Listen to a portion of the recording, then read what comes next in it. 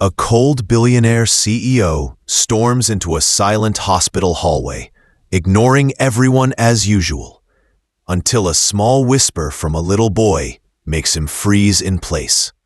The child points at him with trembling fingers and says something that hits the billionaire like a punch, something no one else understands. A nearby waitress named Maya watches the moment unfold, sensing a truth hidden beneath his cold expression. Staff members stare, unsure why the powerful man suddenly looks shaken. The hallway grows tense. The billionaire steps back in shock, and Maya realizes this moment is connected to a miracle no one has spoken about yet. Robert Hale lived in a world built on silence. As a billionaire CEO, he moved through life surrounded by polished floors, private elevators, and people who spoke only when spoken to. His mornings started in his cold penthouse overlooking New York City, where the city lights looked like distant stars he could never reach. Every surface around him shined, every corner was neat, and yet nothing inside those walls felt alive. He ate breakfast alone, signed papers alone, and ended every night staring at a single framed photo he kept turned face down on his desk. No one dared to ask why. Down on the street level, life was completely different. Maya Collins wiped tables in the small 24-hour diner across from St. Jude Hospital. She worked double shifts, always moving, always smiling, even when her feet hurt. She wasn't rich, not even close, but she had a kind of warmth that made strangers relax the second she greeted them. She carried that same warmth when she visited Oliver Reed, the little boy she helped care for.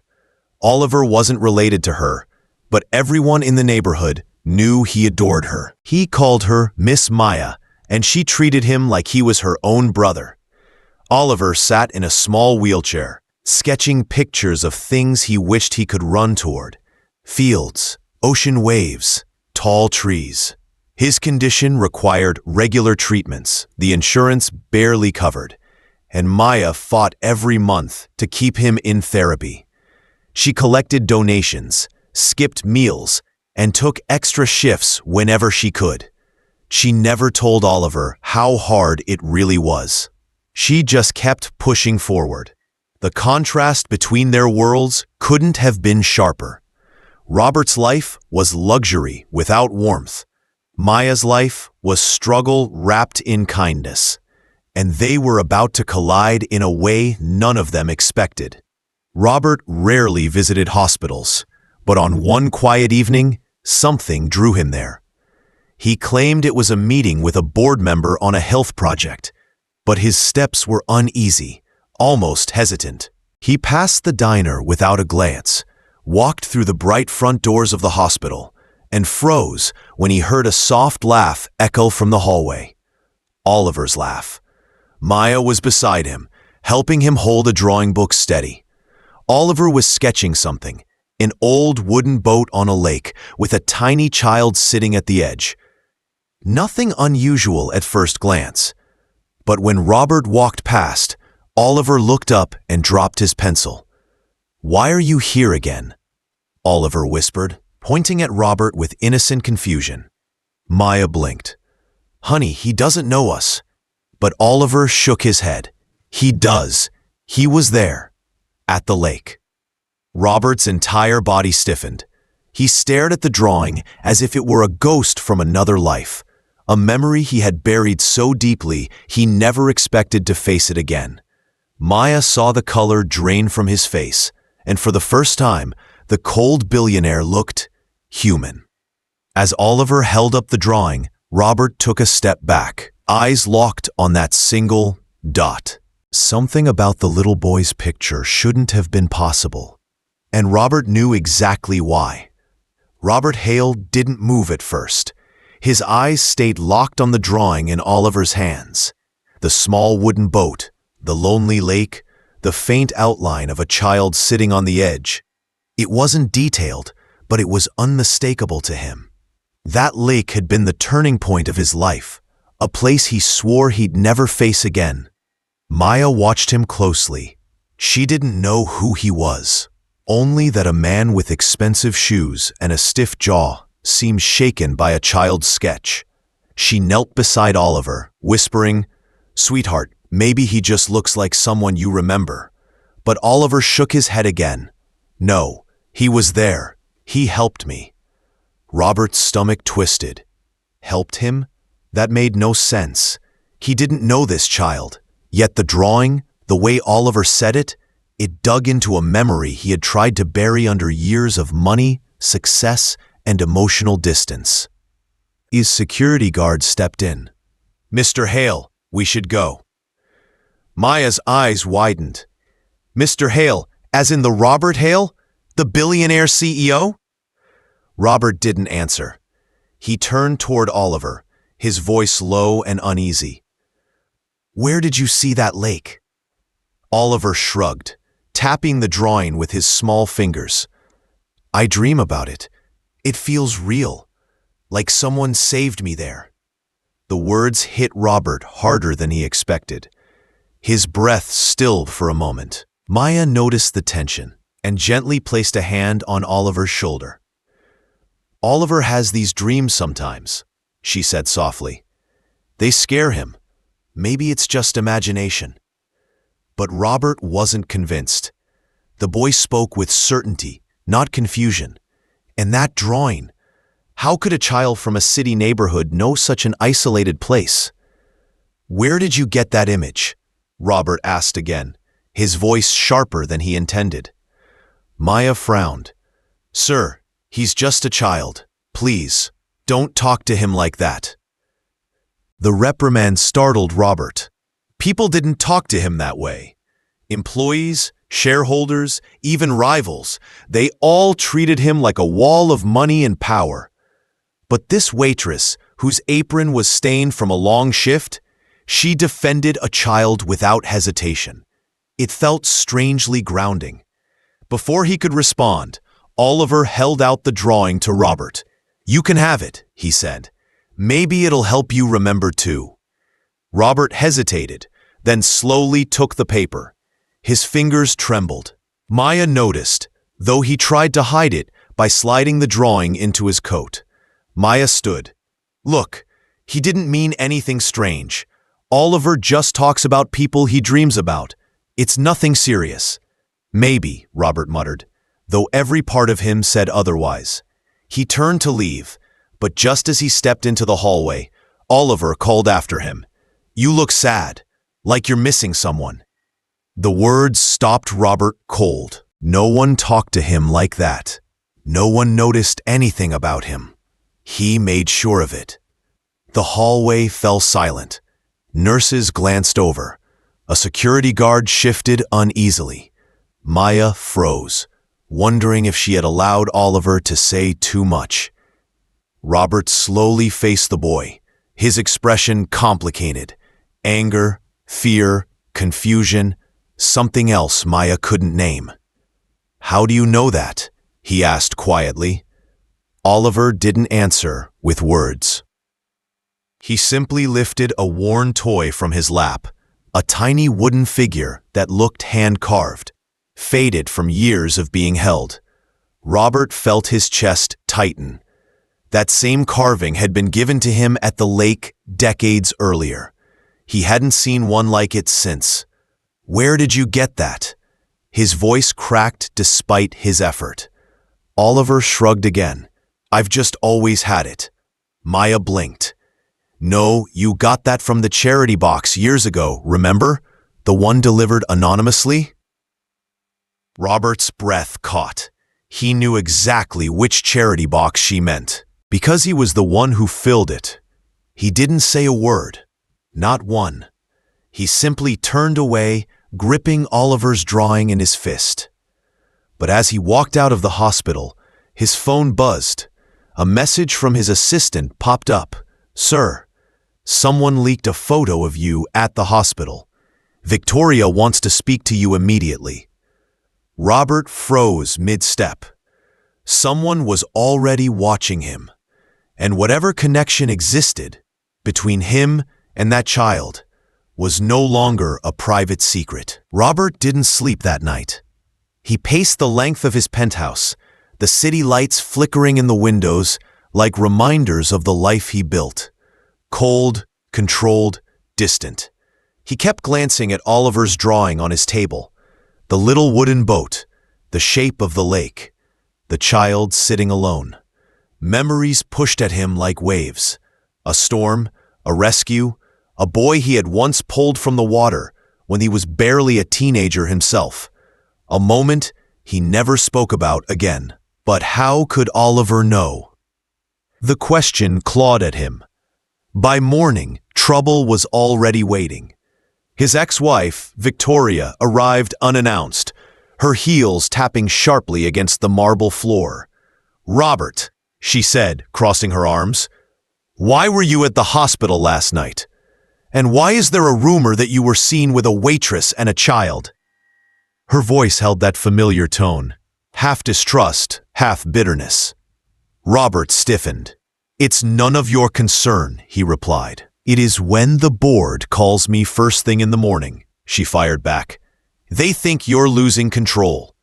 Investors don't like emotional surprises from a billionaire who's supposed to be the face of stability." Robert felt his jaw tighten. It was nothing. Victoria studied him a moment, sensing the lie. "You're hiding something. Just be careful. People are watching." She left as quickly as she came, leaving the penthouse colder than before. Robert looked at the drawing again. Whatever was happening, it wasn't nothing, and he couldn't ignore it. Meanwhile, at the diner, Maya was wiping down a booth when two sharply dressed men stepped inside. They asked her pointed questions about Oliver, about the charity box, about the night Robert Hale showed up. Maya narrowed her eyes. "Why do you care?" "It concerns Mr. Hale," one replied. "That child is none of your business," she said firmly. They left with tight expressions, and a chill settled in Maya's stomach. She hurried to Oliver's apartment, where he was sketching quietly. "Oliver," she said softly, "did someone else ever talk to you about that lake or the toy?" "No," he answered, "but sometimes I see it when I sleep, like someone guiding me there." His innocence made Maya's heart ache. She brushed his hair gently. "Don't worry, I'm here. You're safe." But she didn't feel safe. Not anymore. That evening, Robert showed up unexpectedly at the diner. Maya stiffened when she saw him, wiping her hands nervously. "I need to talk to you," he said quietly. "It's about Oliver." The way he said the child's name, carefully, with something close to fear, made her listen. Robert explained what little he could: the lake, the rescue, the toy he had placed in a charity box years ago. Maya listened, stunned. "But Oliver wasn't born yet when that happened," she whispered. "How could he know?" Robert shook his head. "I don't know, but something ties us together." Before Maya could respond, a loud knock sounded at the diner door. A manager opened it hesitantly. A social worker stepped inside holding a clipboard and looking grim. "Maya Collins?" she said. "We received a report about Oliver Reed. Someone claims he's being influenced by outside individuals for personal gain.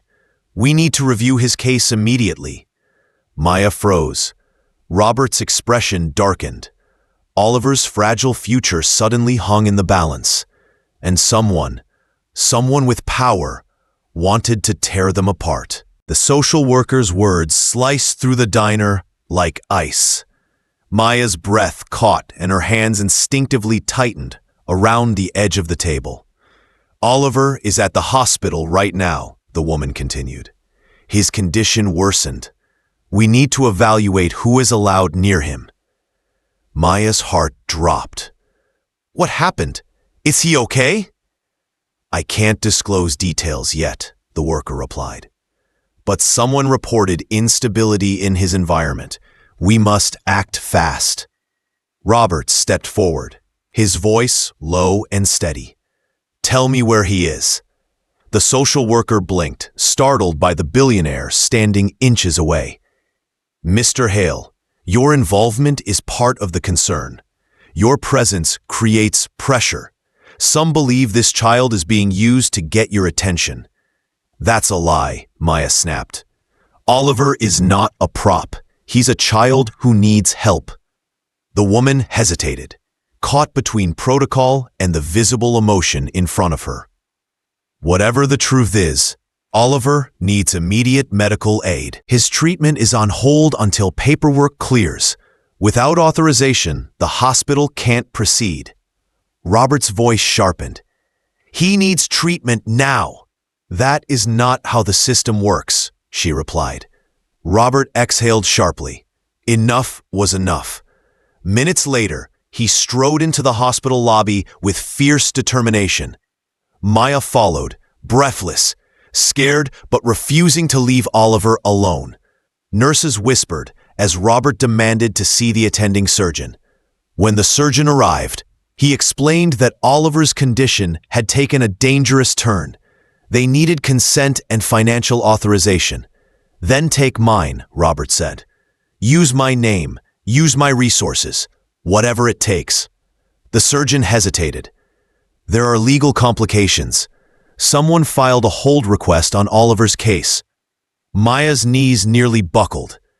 Who would do that? Why? Robert didn't answer out loud, but his instincts screamed one name: Victoria. She had warned him. She feared instability. She didn't want his reputation tied to a fragile child and a waitress. The surgeon continued, "Until the hold is lifted, we cannot operate." Maya covered her mouth, fighting tears. He could get worse. Please, he doesn't have time. Robert's voice cracked, raw and desperate. Please don't make a child pay for my silence. Help him. He's all I can make right. The words silenced the entire hallway. Even the surgeon stared at him differently. Before anyone could respond, a nurse rushed toward them, breathless. "Mr. Hale, Maya, Oliver is asking for you." They hurried toward the room, but when they reached the door, they saw someone already inside with Oliver, someone who shouldn't have been there. And the look on Oliver's face said everything. He was terrified. Standing at Oliver's bedside was Victoria, her expression tight, her posture sharp with authority. Oliver clutched his blanket, eyes wide with fear. Maya rushed forward. "What are you doing here?" Maya demanded. Victoria didn't flinch. "Fixing the chaos you created. This child is not your responsibility." And Robert, she turned, cold gaze landing on him. "Your involvement is spiraling out of control." Robert stepped between her and the bed. "You filed the hold on his surgery." "I did what any rational person would," she replied. "You are a billionaire CEO tied to a child with a mysterious story. The board is panicking. Reporters are circling. Your world can't survive this scandal." "This isn't about my world," Robert said. "It's about a little boy who could die." Victoria's voice sharpened. "And what if all of this is manipulation? A coincidence blown out of proportion? You're risking everything over a waitress's fantasy and a child's imagination." Oliver whimpered softly, hugging his toy to his chest. That sound shattered something inside Robert. "Maya," he said quietly, "take Oliver's hand." She hurried to the bedside, squeezing Oliver's small fingers as tears welled in his eyes. Robert turned to Victoria. His voice was no longer controlled.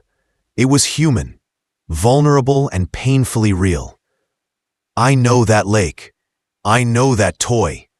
I know the fear in his eyes because I once felt it myself." His words shook with emotion. "Someone saved me when I was small. A stranger. A miracle I never understood. And now this child knows details no one could possibly know." Victoria looked shaken for the first time, but she tried to hold her stance. "It still doesn't justify. It justifies everything," Robert cut in. "Because I won't lose him the way I lost myself." The hallway fell silent. Maya felt Oliver's grip tighten. His breathing grew shallow. The monitors beeped faster. The surgeon rushed in.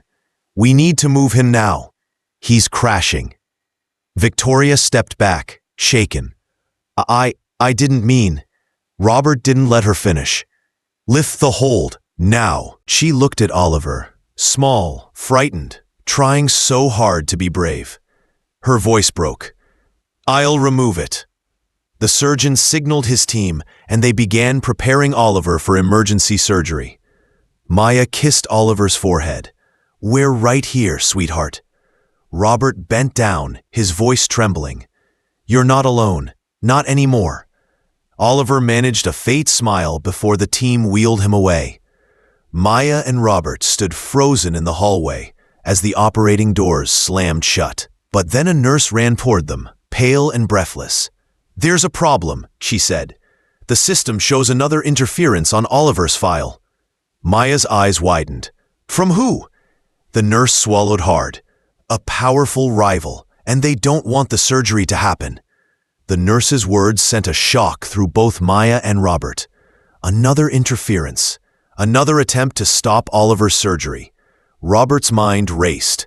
Daniel Cross. It had to be him. A rival with enough power to pull strings, sabotage files, and use Oliver as a weapon to weaken Robert publicly. But Robert wasn't the same cold billionaire he had been days ago. He wasn't letting anyone control this child's fate. "I'm done letting people decide for me," Robert said, steady and fierce. "This ends now." He marched straight to the administrative office. The staff, startled and overwhelmed, tried to explain the complication, but Robert didn't raise his voice. Instead, he spoke with a calm, powerful certainty that came from a place far deeper than wealth.